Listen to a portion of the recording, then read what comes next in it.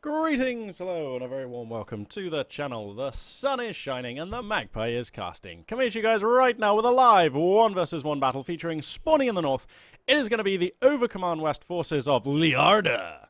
And spawning in the south, it is going to be the United States forces of ThePugnaciousPenguin. Good username, sir. Nice pick. Loving that one. The map, of course, here is going to be This is going to be Faymanville approach, if my computer will do me the honour of keeping up with the rate at which I pan around the place.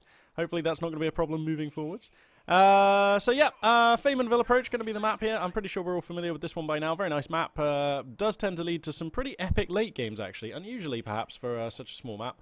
But yeah, something about the way this map is set up does lead to some really, really nice late games. We often see sort of Tiger versus Pershing, and you know, we get to see the big toys come out on this map, and we get to see some pretty desperate situations as both teams go down into the low victory points, and everything gets very tense.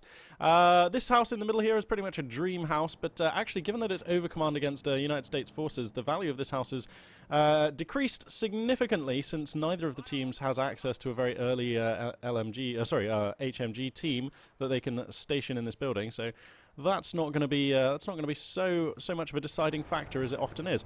Kugelwagen already out on the field doing some advanced capturing, and looks like we've got 2 Volks, the second of which just training now, and of course the starting Storm Pioneers here for Leiarde. For ThePugnaciousPenguin, nothing out of the ordinary either. We've just got 2 of Riflemen, probably going to be a third coming shortly, although actually he's stacking up a bit more manpower, so he may be looking to go for a lieutenant or something. No, there we go. Here come the Rifleman. He was just a little slow. Exchanges here across the fence in the middle of the map here. Rifleman with the Garan's going to be hooning into the Volks Grenadiers here with the 9.8Ks. A fight which the Rifleman would take were it not for this Kugelwagen chipping in damage. But here comes some rear echelons coming from the rear quarter of the Kugelwagen. That's going to force the little car here to reposition. And these Volks Grenadiers likewise. These are Riflemen actually still picking in damage. A couple of the Volks do go down. Whoa, then they hop the fence and come out into the open here. A little bit risky, I think, for Leiarde. Meanwhile, there's also a scuffle going on down here in the west of the map here. These Storm Pioneers have come across a squad of Riflemen. That's a fight that they can seldom take, especially if the Riflemen are in cover, which is the case here. So those Storm Pioneers are going to have to make themselves scarce here.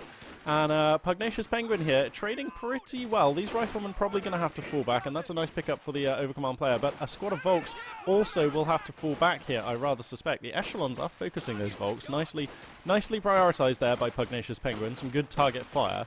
And I will take this opportunity as these 2 squads continue duking into each other to crack the tactical map. And we can get a nice little overview here. So we can see there's slightly more blue territory perhaps than red.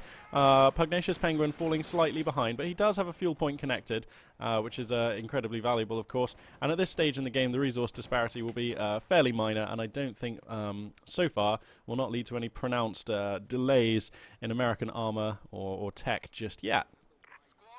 Let's take a look at the commanders here.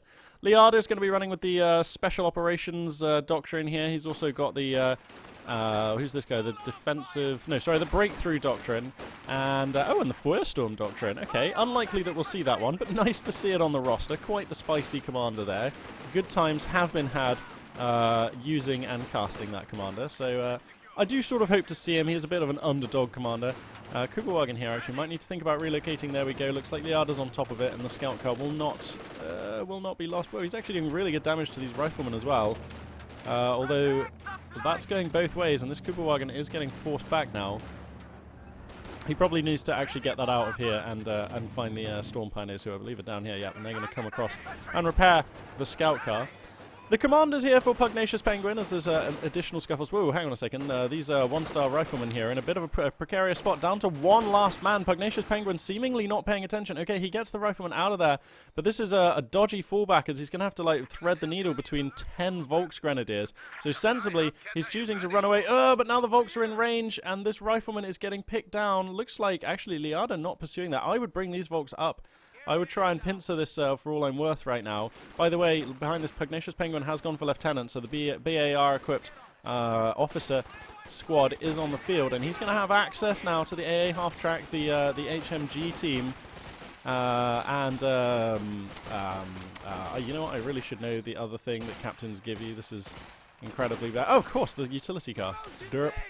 Yeah, and we may well actually see a utility car come out, because it's a pretty tasty counter to Kugelwagens, and it can also contribute in a number of other ways, laying mines, producing a bazooka, and hooning on infantry, all of which are applicable under these present battlefield circumstances, so I wouldn't mind that. Wow, the one-man incredibly wounded rifleman squad does make it out of there, so a very nice save there by Pugnacious Penguin. I think if I was Leiarde and I spotted that wounded rifleman squad, you know, that really is the most possible amount of blood you can have in the water without there also being a corpse floating alongside it. So I think I would have followed that. I would have pushed one Volk squad up through here, one Volk squad up through here, and because that rifleman was running through here, you know, he would have been utterly trapped, and that would have been almost a certain squad wipe. So Leiarde there possibly not quite being aggressive enough for my taste, but you know, whatever.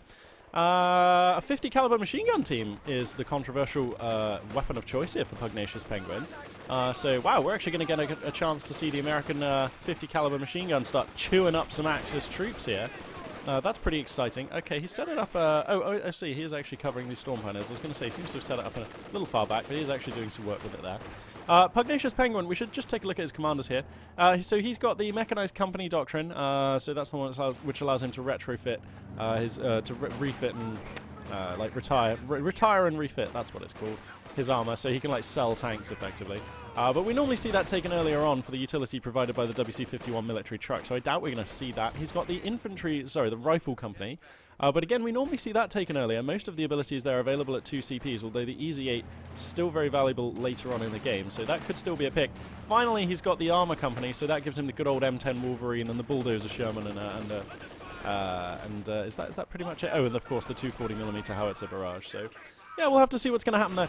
The 50 cal here, I reckon that's actually a really nice adaptation by Pugnacious Penguin here. I think this is probably a specifically versus OKW tool that he brings in. Of course, OKW have traditionally had a harder time than most factions dealing with suppressive HMG teams. You know, Vickers guns and Maxim guns in particular have been problematic for Overcommand West over the history of the faction, and you know they do have incendiary grenades now. Things aren't as bad as they were, but it actually can still be quite difficult for Overcommand to deal with just a machine gun in a building, particularly when, as is the case here, you can see the tech here has been the mechanized regiment, which means that we've got a Lukes on the way.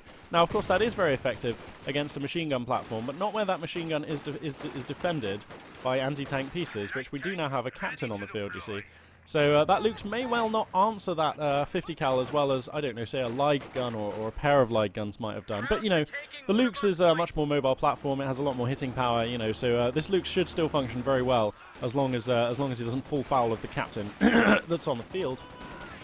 Now, Storm Pioneers here are going to get a nice engage in mid. Volksgrenadiers in support. Here comes the Lukes. These riflemen taking an absolute pounding here, and this could be the first squad wipe here. Storm Pioneers rarely miss, and boom, there goes the squad wipe. Storm Pioneers very, very good at securing squad wipes, particularly at mid and short range. So nicely played there from Leiarde, and that's the kind of swing he needs. You can see he's already behind on supply. Look at the top left, look at the top right. Even with that squad wipe, his army was still smaller. So I think Leiarde really needed that rifleman squad to go down to buy him a chance. Now the Lukes here, precariously in the open. Bazooka shots are beginning to fly at it, but he's kiting this captain very nicely, actually. And Volksgrenadiers, a wall thereof, coming in for support. Storm Pioneers are in the hood as well. A lot of American units back at the base right now, and Leiarde actually doing some work here, looking like he could be set to get something done.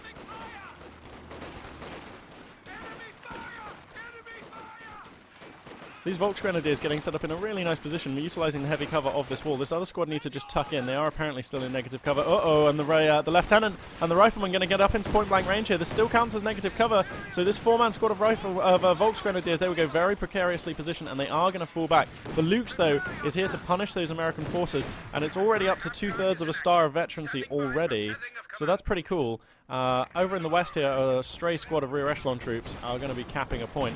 Looks like the Luke's going to pursue here, but it's actually going to bite off a little more than it wants to chew, as there is an M1 anti-tank gun here. Oh, going right down onto a pixel or so of health is that Luke's, but it is going to get out, having taken 2 hits from the American anti-tank piece. Captain squad was here, looking for the kill, but unable to connect. And Pugnacious Penguin finds himself fairly well situated. If you look at the top left of the screen, look at the top right, just sort of, you know, ask yourself which of these two armies you'd rather command. And I think I prefer the American forces here, reasonably considerably, in fact, actually. This does look like the stronger force. But, you know, it is a close-run thing, and there are arguments both ways, and I definitely like the army that Leiarde has found himself with here. I think he's definitely in a good position. Let's take a look at the scoreline here. 475 for the Axis forces, over 445 of the US forces here.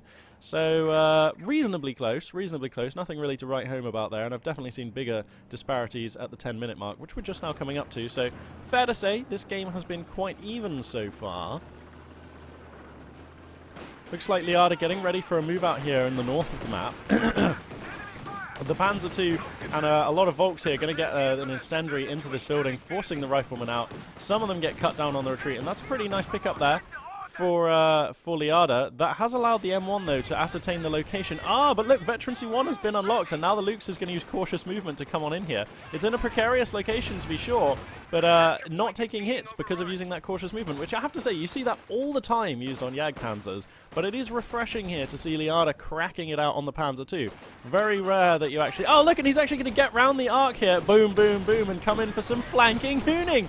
He uses cautious movement here to get an anti-tank gun. That's very nice. And actually, if the American player isn't careful, he stands to lose his 50 cal here. Oh no, the model on the 50 cal goes down. Some other poor goon is going to be sent to pick it up.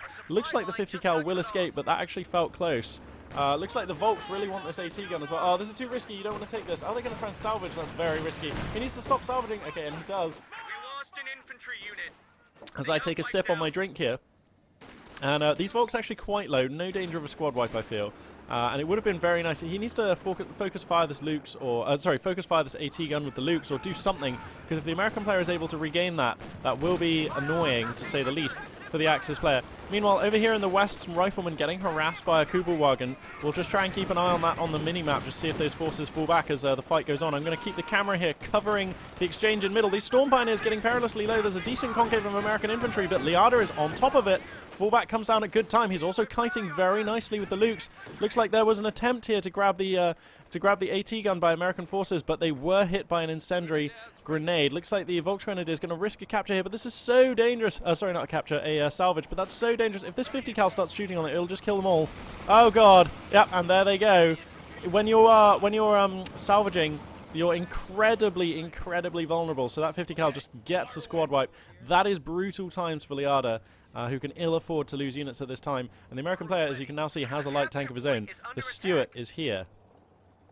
So apparently getting the lieutenant only for the actual lieutenant and the 50 cal, which actually isn't even that bad. I actually think that's fine. Then going across into Captain Tech to get the the Stuart. Now actually the captain has perished somewhere. Was that him who died here?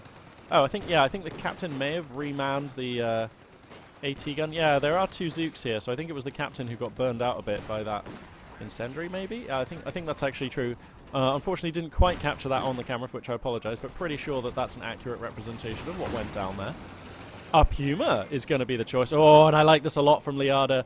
Rather than worrying about teching to Schwerpanzer HQ or trying to get some kind of, other answer for this Stuart, he's actually going to use the existing tech options that he's already paid for. And here comes the Stuart here. Very nice camo, BT dubs. This is some of the new camo. Is this the... No, this is not the new camo, is it?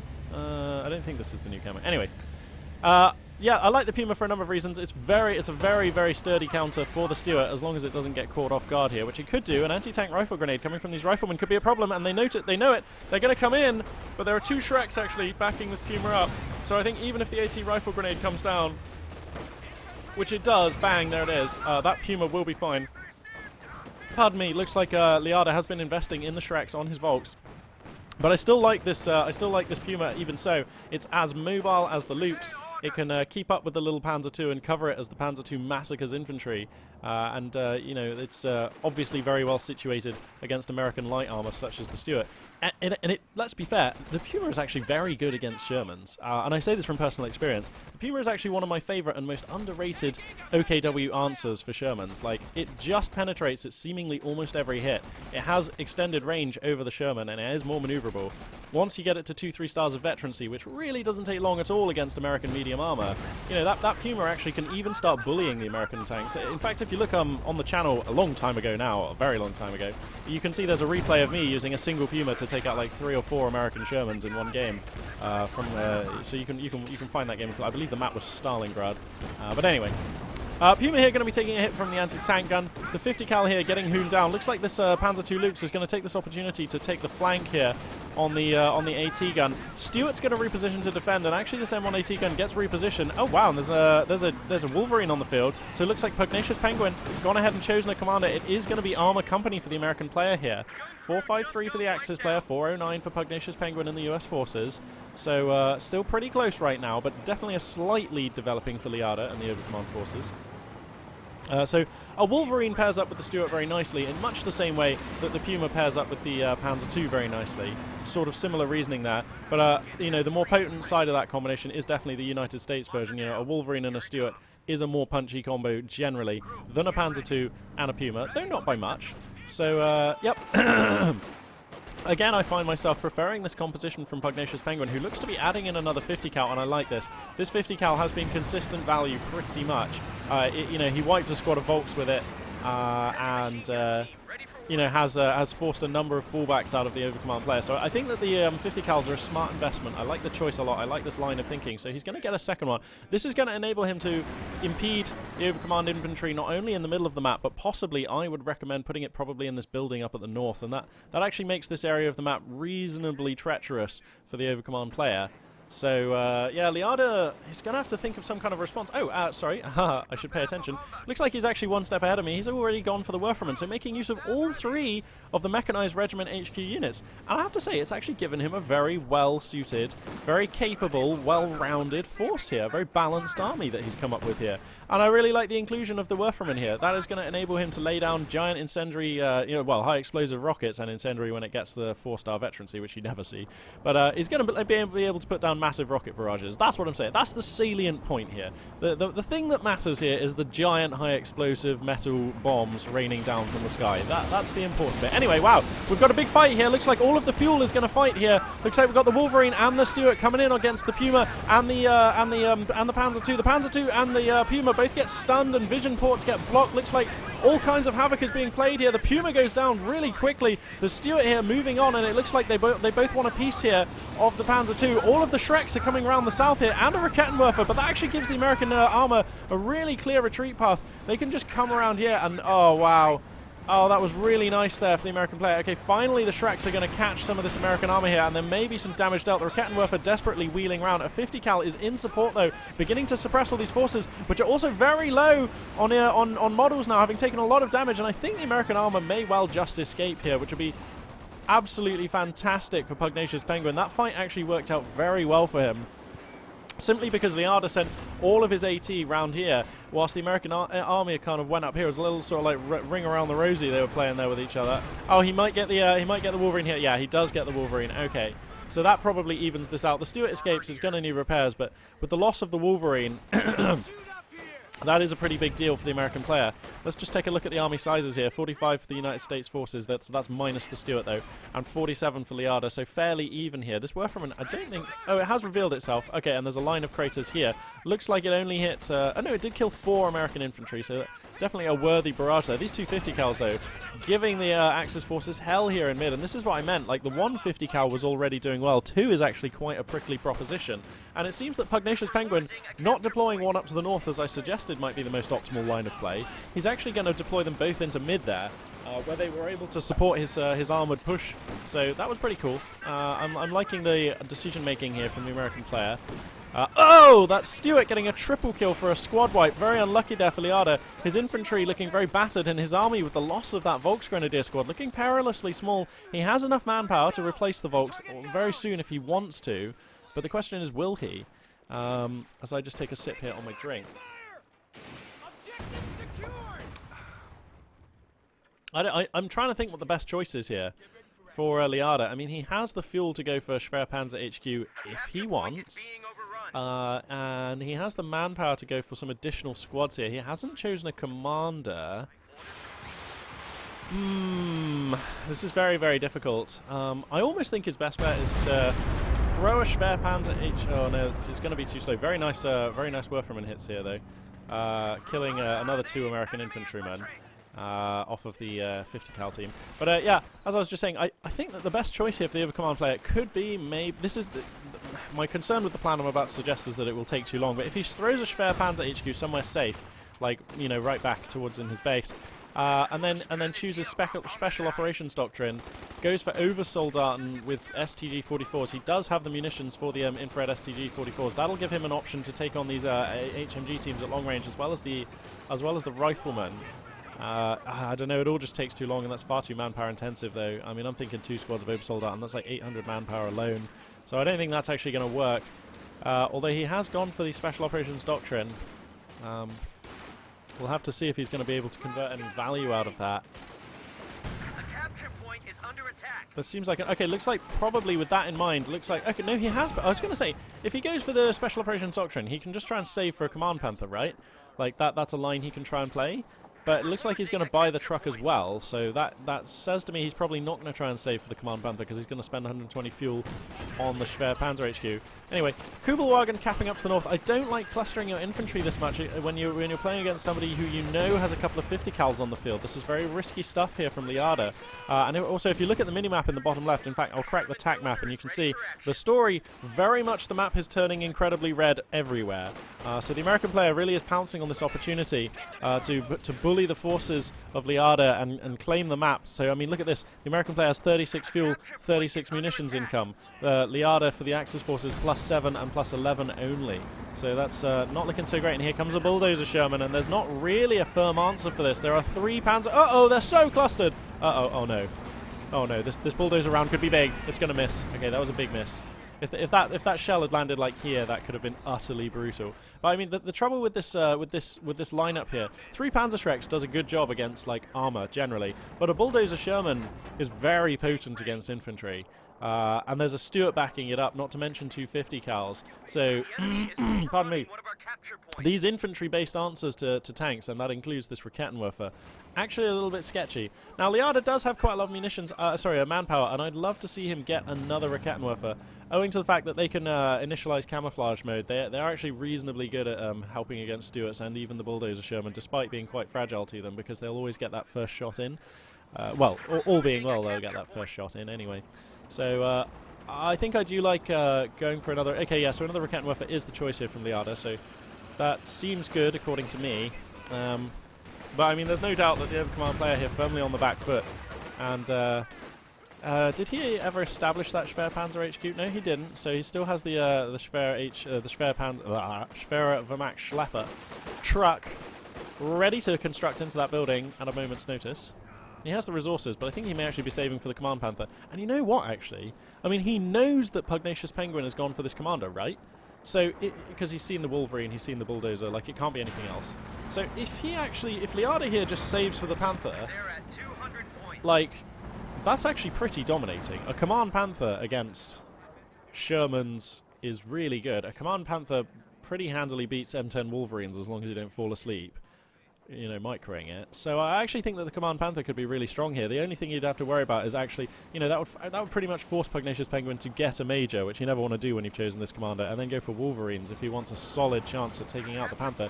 Because the trouble with Panthers is their armor, especially once they get to 2-star veterancy, is just so good that even an M10 Wolverine will just bounce all of its shots. The Stuart and the Bulldozer Sherman just don't stand a chance, really, of reliably penetrating that thing. It's just not going to happen. Oh, look! The artillery flares here are going to be used. That's pretty cool. So, providing a little bit of line of sight and scouting information here. Oh, he needs to fall back there. Oh, the Rakettenwerfer will go down here. Wow, American infantry with BARs, just so dangerous.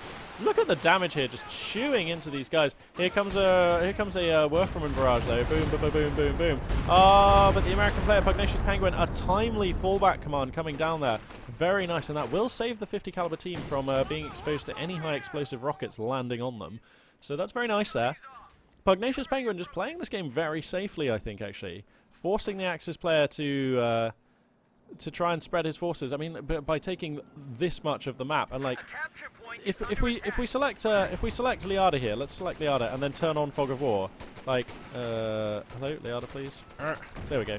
Like, look at the line of sight here from Leiarde. All he knows is there's tons of American forces everywhere. They could come at him from any angle, and they're very, very scary. I mean, you know, we're talking about units here that just kill his forces very, very, very quickly. It's like an incredibly unforgiving situation here from Leiarde, and it's like one wrong and he loses a squad, and, you know, he cannot afford to lose many more squads.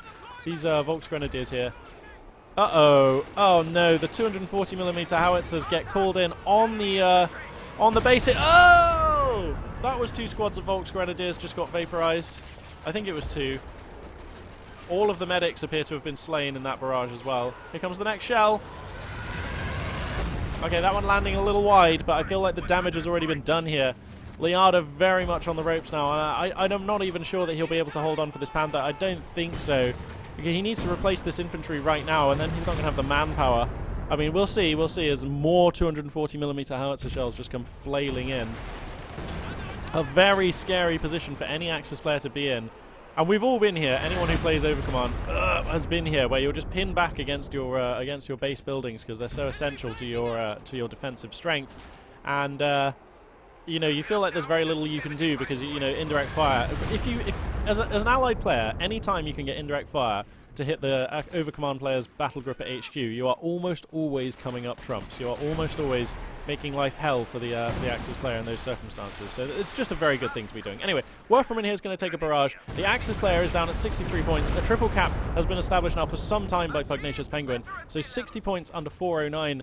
Seemingly, that's just going to be the issue, isn't it? Now, the Kugelwagen is being a hero, taking this victory point in the west, and that is going to do something to stymie the bleed here for Leiarde, but I just don't think it's going to be enough. Like, we're up to 2 bulldozers now. The new bulldozer just landing here at the front now. I mean, 2 bulldozers, a Stuart. Look at the amount of veterancy of this American infantry. I mean, there's only 3 stars over the entire Axis army. So pretty much this entire scenario now in Pugnacious's favor. These are riflemen actually hanging around in an incendiary grenade for rather longer than you might want them to. There we go. ThePugnaciousPenguin gonna cause the fallback there. And what is this smoke being called in from? We're losing a capture point.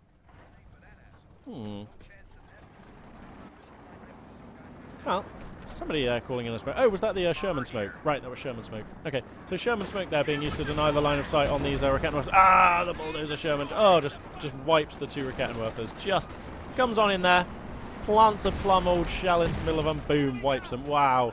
And I think when you're this far ahead, the bulldozer Sherman's way more effective than the regular Sherman because you don't really need to worry about armored targets from your opponent. And against infantry, the bulldozer Sherman is just such a powerhouse. Like, if he's paying attention here, he should prioritize this one retreating rifleman, Volks Grenadier squad. But I don't think it's even going to matter in the end. He secures the Western victory point once again. 22 victory points remain for Leiarde, who I have to say has played valiantly here, but it was not enough. And I think that the turning point in this fight, as I kind of just go ahead and preemptively switch to autopsy mode, I think that the turning point in this fight was the ring around the rosy with the armor here. I still think that the American player came out of that much better. I think as soon as that Puma went down, the Puma was the key here. Because the Puma, well microed, can handle all of these armored units.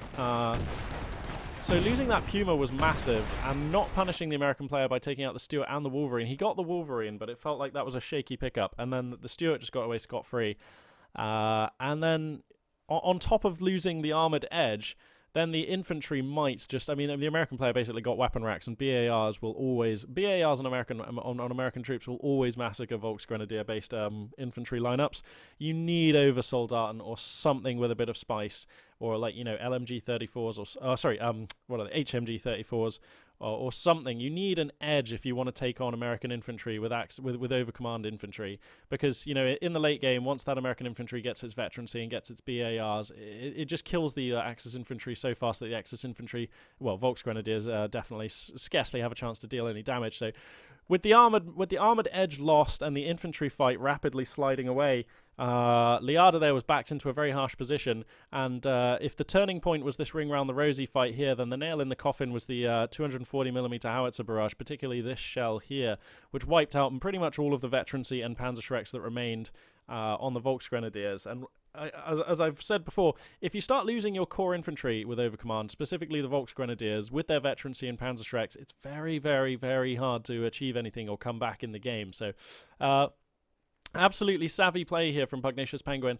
And Leiarde, very, very good game, and I like a lot of his decision-making, and I very much like his composition and the way he uses the Mechanized Regiment HQ units, one of each of them, all 3, producing a very well-rounded force, which could stand him in good stead to take a win here, but it was just the nature of the engagements here that turned the game against him. But I'd be very much up for seeing more games from Leiarde. I think he's a very good player, and I think a touch unlucky perhaps in this game with the way those fights went. Pugnacious Penguin, though, looking like a very accomplished player, the real deal. First time on the channel, and I'm very impressed with what I see. He played this game very nicely. I think that the 50 caliber machine guns were a specific adaptation to counter Overcommand West, and I think that he chose his commander with the appropriate timing, producing appropriate units for appropriate effect, and that secured him a win here. So yeah, very nice stuff, and I would like to see some games from him. One final note before I go. Thank you very much to everybody who sent in replays to magpiereplays@gmail.com. I actually just went to cast some of those just now, and I was very, very disappointed to see that actually I think that there's been an update to the game since a lot of those replays came in, so not many of them, or in fact none of them, now compatible with the game, for which I apologize immensely. Luciano in particular sent me in a couple of very promising looking replays, which I'm very sad not to be able to cast. But if you do pick up any replays that are really cool in the near future, please do send them in, because it would be really nice to cast some fan replays. It's something I haven't done for a while, and it would just be cool. So yep, yeah, I just wanted to get that information out there. So yeah, for now, this is Magpie842 signing up, but of course, stay tuned. There'll be more Company of Heroes 2 action coming up. I'd like to organize my very own tournament. That is still going on. I've been talking to players and getting some interest in that, and there'll also be more ESL Homeworld Deserts of Karak action coming too, because that's just a really sweet game. So yes, indeed. For now, this is Magpie842 signing out.